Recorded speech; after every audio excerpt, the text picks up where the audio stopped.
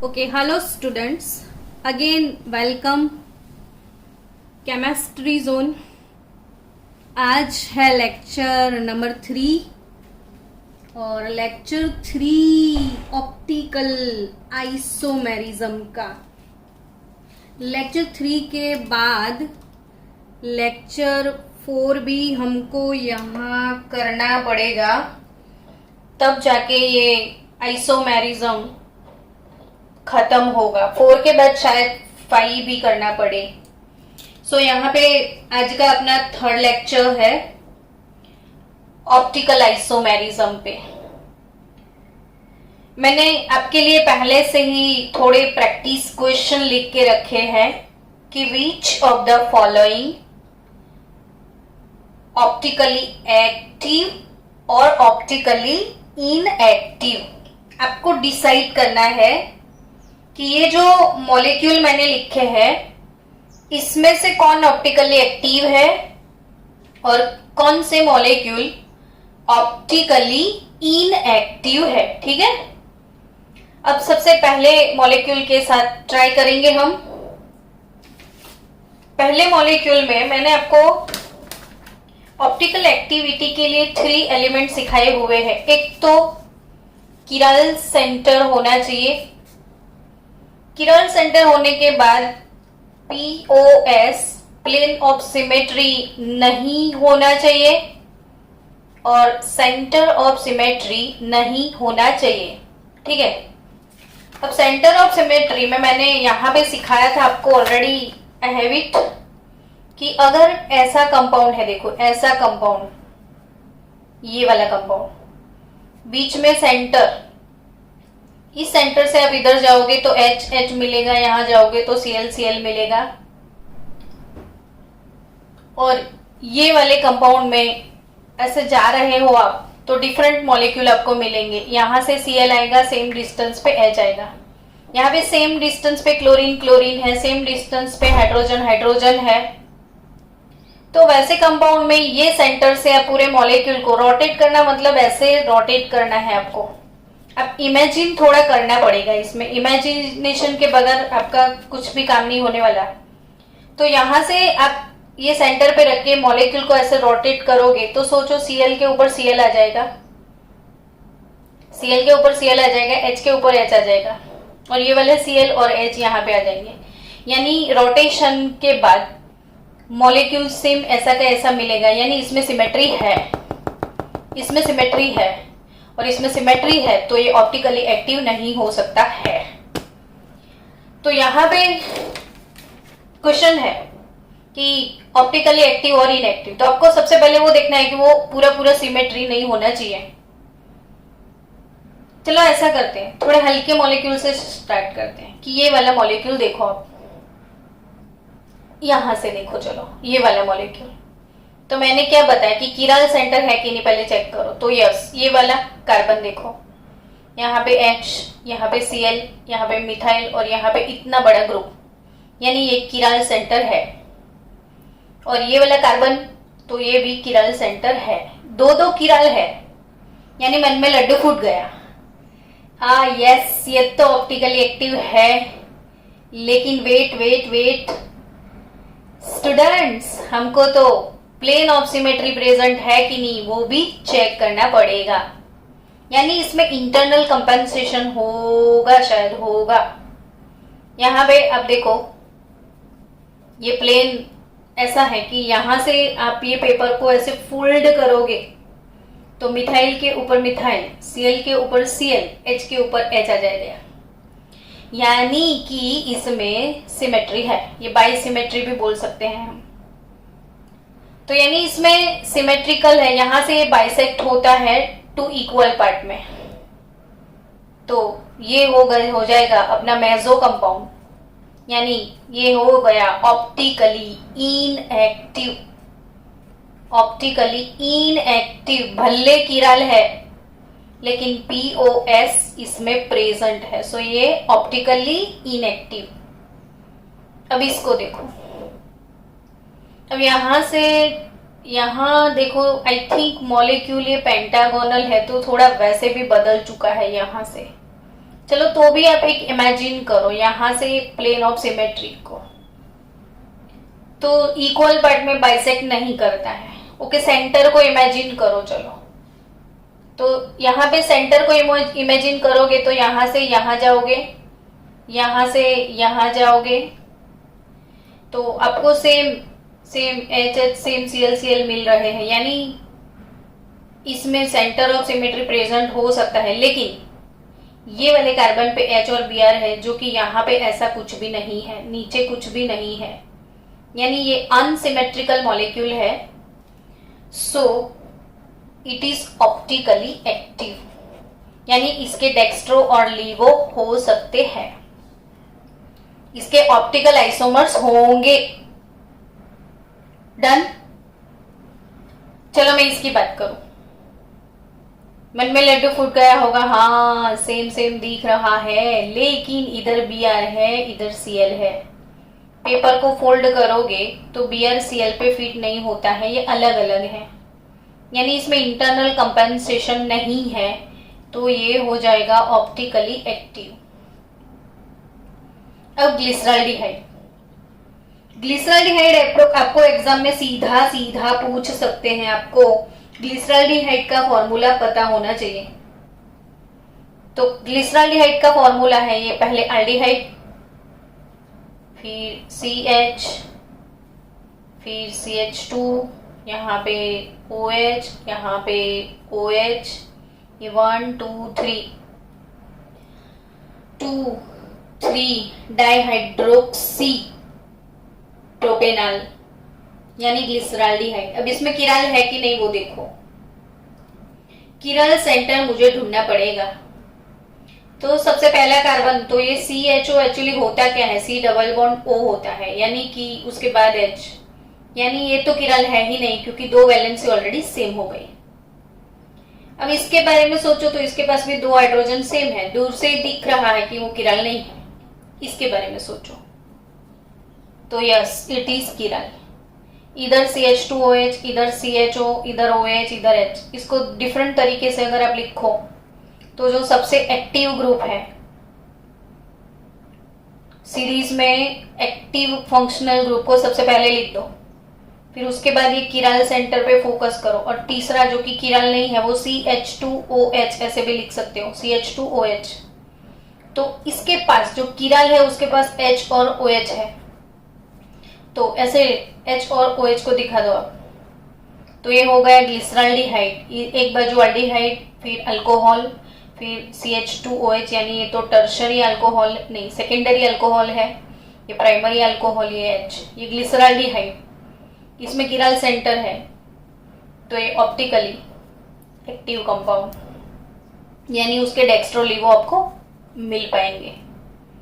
Lactic acid, lactic acid यानी 2 hydroxy propanoic acid.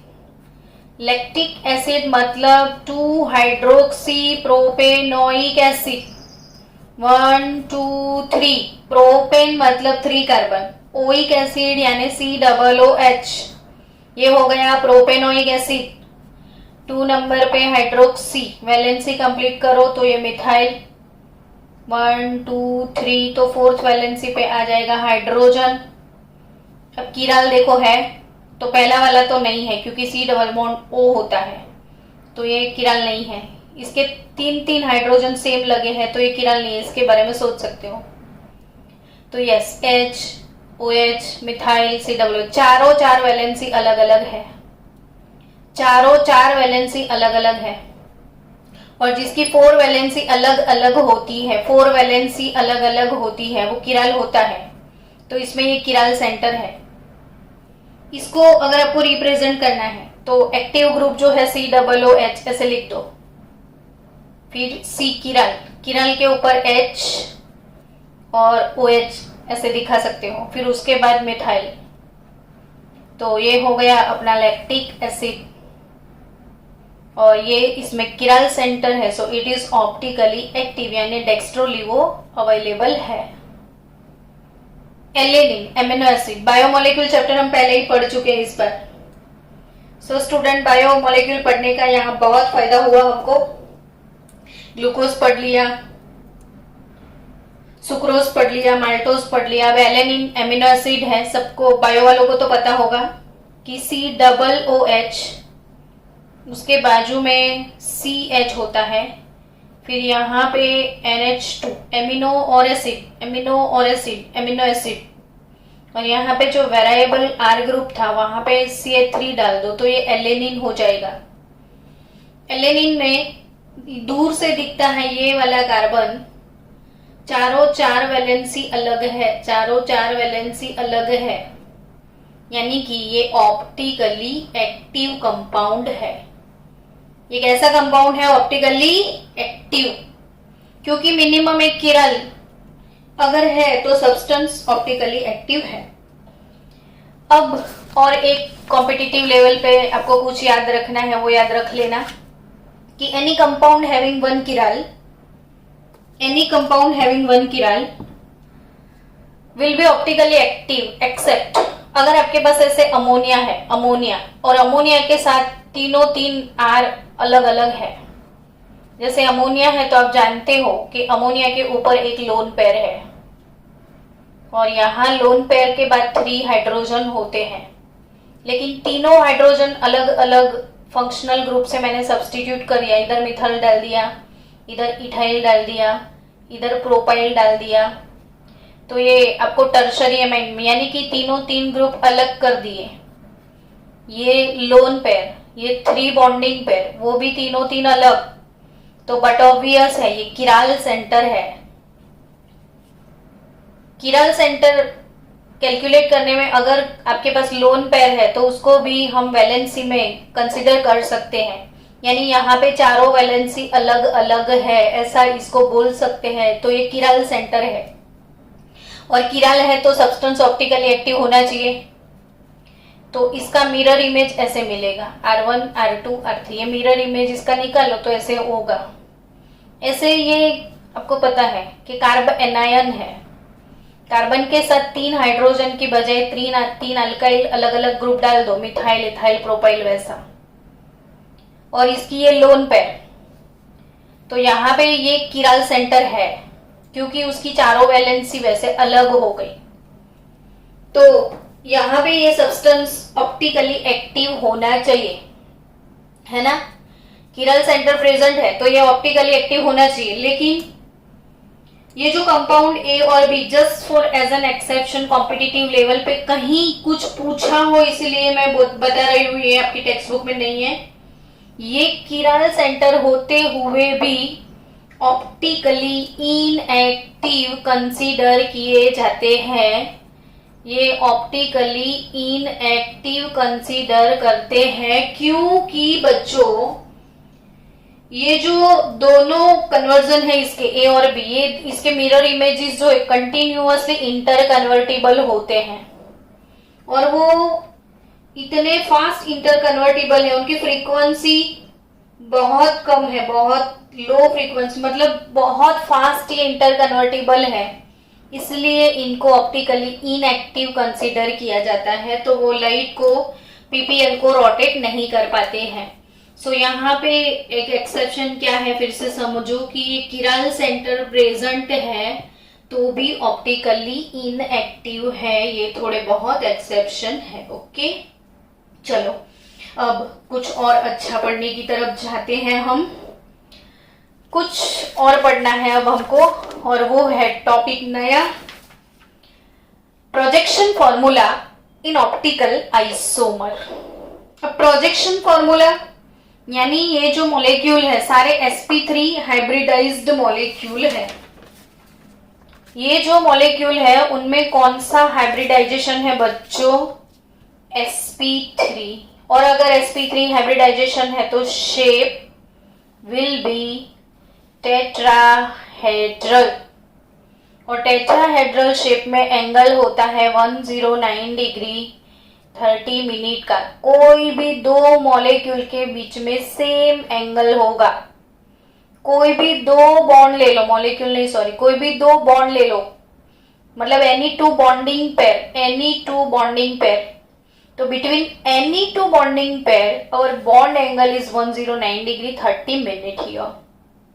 यानी ये मॉलिक्यूल कैसा है वो हमेशा समझना चाहिए आपको इमेजिनेशन के थ्रू। आप समझो ये जो 3 मॉलिक्यूल ऐसे नीचे दिखा है ना, सॉरी 3 एटम, यानी कि चलो ये अगर मिथाइल है तो ये जो हाइड्रोजन कार्बन है उसके साथ और एक कार्बन भी होगा ना, CH4 समझो, CH4 मीथेन।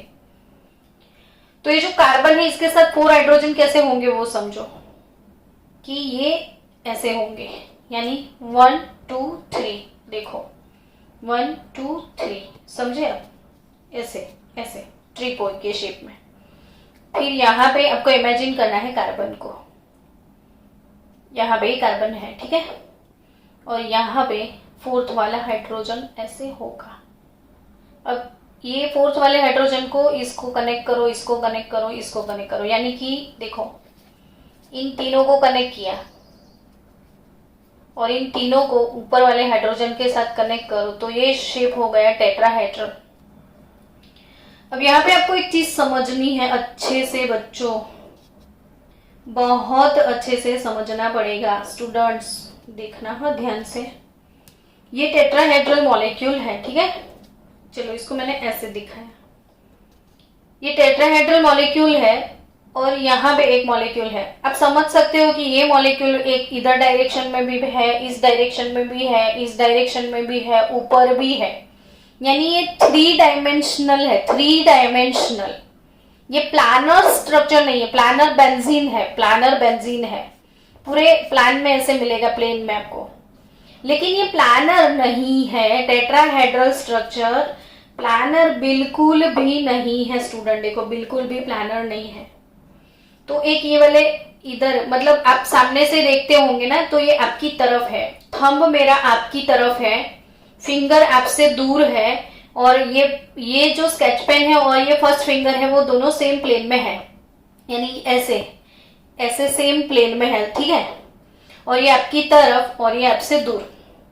अब मॉलिक्यूल ये 3D है ना, पूरा 3D, तो उसको पेपर पे रिप्रेजेंट कैसे करने का, मैं कैसे दिखाऊं कि ये आपकी तरफ है और ये, तो इसलिए ये मॉलिक्यूल को पेपर के ऊपर रिप्रेजेंट करने के लिए प्रोजेक्शन फॉर्मूला दी गई है, प्रोजेक्शन फॉर्मूला, और वो दिया किसने है, वेज डैश फॉर्मूला है। सबसे पहला फॉर्मूला है वेज डैश फॉर्मूला। तो वेज डैश प्रोजेक्शन फॉर्मूला की हम बात करते हैं, यानी वो 3D इमेज जो है, 3 डायमेंशनल मॉलिक्यूल को पेपर पे रिप्रेजेंट कैसे करने का है वो समझना है बच्चों। तो अब समझना बच्चों फिर से कि ऐसे रिप्रेजेंट करोगे, अब C को इधर लिख दिया ऐसे, ठीक है। अब एक मॉलिक्यूल को आप ऐसे डैश करके दिखाओगे और दूसरे को up the plane below the plane, ऐसा है situation, up the plane below the plane. ये मैं दिखाती हूँ फिर से आपको, इसको हम बोलेंगे वेज और इसको बोलेंगे dash, dash dash dash dash dash, तो इट इज डैश, याद भी रह जाएगा आपको, dash dash dash dash dash dash, तो it is dash, dark dark dark, तो वेज। अब वेज डैश का मतलब समझना है, ये मॉलिक्यूल है और ये हो गया पेन, ठीक है, कार्बन। अब समझ लेना ये और ये और ये एक सेम प्लेन में, ये और ये सेम प्लेन वाले हो गए, ये और ये सेम प्लेन में, डिस टू मतलब दोनों सेम प्लेन में है। आई थिंक समझ पा रहे हो, आई डोंट नो। ये पेन और ये वाला शेप, ये वाला जो शेप है, देखो ये वाला शेप सेम प्लेन में है, लेकिन बाकी के 2 कहाँ है, तो एक आपकी तरफ है और दूसरा आपसे दूर। जो आपकी तरफ आता है, आपका फ्रेंड है, वो वेज है, और आपसे दूर जाएगा वो नॉन वेज है, यानी कि वो डैश। तो डैश वाला डैश डैश डैश से दिखाना है, तो ये डैश इज वेज और ये सेम प्लेन वाला, ठीक है। तो ऐसे किसी को रिप्रेजेंट किया, तो ऐसे मॉलिक्यूल को हम बोलते हैं वेज डैश प्रोजेक्शन। कैसा projection, veg dash. For example, अगर मेरे पास ग्लिसरॉल्डिहाइड है, चलो CHO, CHO के बाद CH2OH और यहाँ पे क्या था OH और H है ना, ग्लिसरॉल्डिहाइड की मैं बात करूं, ग्लिसरॉल्डिहाइड है ये। अब ये है फिशर का प्रोजेक्शन, ये वाला जो है ना वो फिशर प्रोजेक्शन फॉर्मूला है, ये वेज डैश फॉर्मूला है। ऐसे आप रिप्रेजेंट करो तो वेज डैश, ऐसे रिप्रेजेंट करो तो ये फिशर। तो अब ये फिशर प्रोजेक्शन जो है उसको वेज डैश में कन्वर्ट करना है, वेज डैश में कन्वर्ट करना है। तो एक सिंपल सा ट्रिक मैं आपको देती हूँ, वो ट्रिक हमेशा याद रखना। सिंपल सा ट्रिक क्या है स्टूडेंट, तो पहले इन दो को सेम प्लेन में ले लो, दोनों को सेम प्लेन में ले लो, ये वाले दो को सेम प्लेन में ले लो, तो बचे ये दो। तो सिंपल, ये सेम प्लेन में ऐसे यहां पे CHO को डाल दो और यहाँ पे H डाल दो, ये वाले दो सेम प्लेन में ले लिए तो बचे ये दो। आया समझ में, ये दो बचे। तो ये जो दो बचे, जो नीचे होता है ना ऑलवेज नीचे की तरफ आता है वो डैश, नीचे की तरफ लिखा है वो डैश, और ऊपर की अप अप अप प्लेन तो वो साइड पे लिखोगे, और डैश वाला हमेशा नीचे आएगा। तो डैश पे कौन जाएगा, CH2OH जाएगा, और वेज पे कौन जाएगा, OH। समझे आप? नहीं समझे मैडम, डर सा लग रहा है, डोंट वरी, ट्राई करते हैं। अगर चलो ट्राई करते हैं, draw the ways dash projection. Compound लिख दिया CF3, यहां पे लिख दिया CH3, यहां पे मेरे पास है H और Cl, ये है फिशर प्रोजेक्शन। ठीक है, ये फिशर, हम जा रहे हैं वेज डैश में। तो सिंपल सा है, इन दोनों को अगर मैंने वन प्लेन में कन्वर्ट कर दिया, ये दोनों बाजू वाले सेम प्लेन में कन्वर्ट कर रही हूं मैं, तो CH3Cl, इन दोनों को मैंने सेम प्लेन में यहां पे कन्वर्ट कर लिया। ठीक है, अब बचे दो, मुझे लिखने हैं एक वेज और एक डैश। चलो, डार्क वाला वेज यानी अप द प्लेन, फिर ये डैश यानी बिलो द प्लेन, डैश वाला डैश बिलो द प्लेन। यहाँ पे बिलो द, ये दोनों को तो मैंने उठा लिया, बचे ये दो, ये नीचे की तरफ है तो ये डैश में डाल दो, ये CF3 होगा। ये नीचे की तरफ है तो ये डैश में गया मिथाइल, और वेज पे जाएगा हाइड्रोजन, साइड पे होगा तो वो वेज पे जाएगा, नीचे वाला डैश पे चला जाएगा। चलो, अभी भी समझ में नहीं आया, ओके डजंट मैटर, कोई और एग्जाम्पल सॉल्व करते हैं। NHME, एमिनो मिथाइल है ये, उसके साथ इधर मिथाइल ले लो, इधर OH ले लो, इधर PH लगा लो, फिनाइल का रिंग, ये किराल है। तो मैंने क्या करना है, तो मैंने इन दोनों को एक प्लेन में लेना है, यानी ये दोनों एक प्लेन में गए, NHME और ME, ये दोनों सेम प्लेन में गए। अब बचे ये दोनों वेज डैश, बताओ डैश कौन, तो नीचे वाला, अरे भाई नीचे वाला डैश, तो इसको डाल दो डैश में। यहाँ पे भी आप डैश बना सकते हो, कोई आपको डांटने वाला नहीं है। और यहां से अब डार्क लगा लो तो ये वेज हो गया, तो वेज पे कौन होगा, OH, यानी साइड वाला वेज पे जाएगा, और अपॉन वाला डैश पे डालना है आपको। तो ये हो गए हमारे पास प्रोजेक्शन फॉर्मूला 2 है, वेज डैश फॉर्मूला, यानी ये वेज डैश इस तरीके से आप दिखाओगे तो ये वेज डैश होगा, और ऐसे आप लिखोगे टोटली 2D में लिख दोगे तो ये फिशर प्रोजेक्शन होगा, ये फिशर प्रोजेक्शन फॉर्मूला होगा। तो अब उसके बाद मिलते हैं नेक्स्ट लेक्चर में, हमको पढ़ना है इनैंशियोमर्स